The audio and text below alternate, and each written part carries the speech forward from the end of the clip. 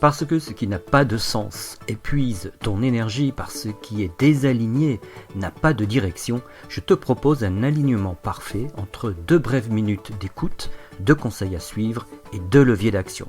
Sois également aligné entre ce que tu fais, où tu vas et qui tu es. Ce podcast s'adresse aux entrepreneurs en MLM, mais pas que. Abonne-toi pour ne rien rater.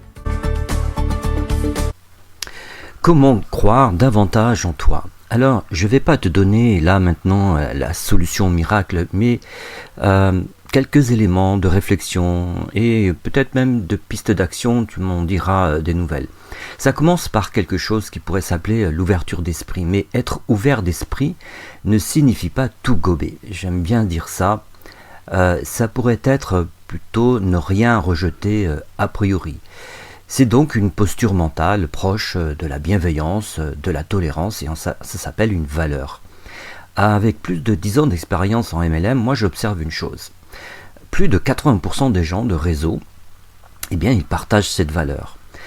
D'ailleurs, quand quelqu'un d'extérieur au MLM atterrit dans une convention, il y a quelque chose qui le surprend. Les conventions, comme tu sais, elles réunissent souvent des milliers de personnes, des milliers de distributeurs. Or, tout le monde, je ne sais pas si tu as la même expérience que moi, mais tout le monde sourit dans les conventions. J'ai vu d'ailleurs des gens choqués par autant de joie affichée, et évidemment c'était des personnes extérieures à la convention qui étaient là comme ça, parce qu'elles y avaient été invitées, mais elles n'étaient pas encore actives dans le réseau. Et limite, ça fait secte d'ailleurs pour ces personnes. Et il y a vraiment comme ça une sociologie des personnes qui se lancent en marketing de réseau. Et si on devait entrer dans une telle étude de la sociologie de ces gens, des gens qui font notre métier, on pourrait à mon avis identifier une caractéristique, c'est cette ouverture d'esprit justement. Selon moi en tout cas, parce qu'évidemment il n'y a rien de scientifique dans ce que je viens de dire là maintenant. En tout cas, moi, je fréquente des réseaux de cette sorte.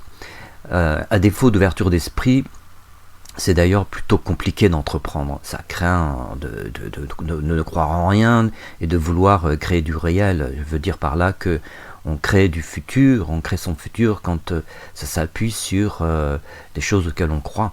Voilà, alors une question, là j'aimerais te poser une question, est-ce que tu as du mal à progresser et justement à créer ton futur ? Serait-ce que tu as trop d'a priori ? Alors c'était une question intéressante parce que quand on se pose cette question, c'est souvent parce qu'on constate des blocages. Et un symptôme est la prolifération des doutes en soi. Il y a 2 sortes de doutes. Le doute cartésien et le doute névrotique. Le premier, il est utile parce qu'il construit le réel justement. Et le second est plutôt une pathologie parce qu'il est commandé par la peur.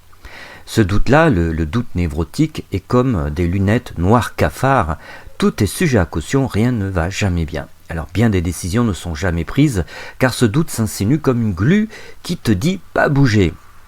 Alors pourquoi je te raconte tout ça ? Parce que entreprendre en MLM est un vrai défi à la défiance de toi, de soi.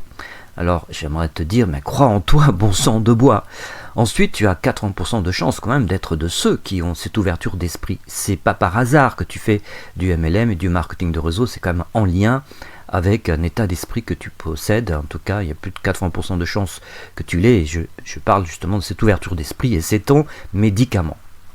Enfin, parce que le marketing en général exige quand même une bonne dose de confiance en soi. Voilà, je me devais de te dire ça pour démarrer la semaine et je te le redirai souvent car tu as bien plus de potentiel que tu ne l'imagines.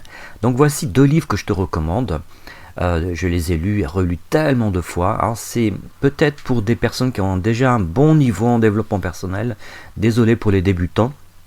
Le premier s'intitule Le pouvoir de créer d'Abraham aux éditions Ariane.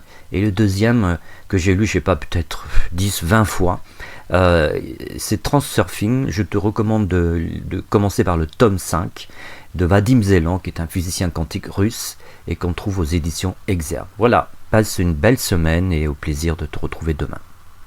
Tu as à ta disposition 2 leviers d'action. Le premier est de prendre la décision de faire l'expérience de ces conseils du jour et sache-le, tu as plus de capacités que tu ne l'imagines.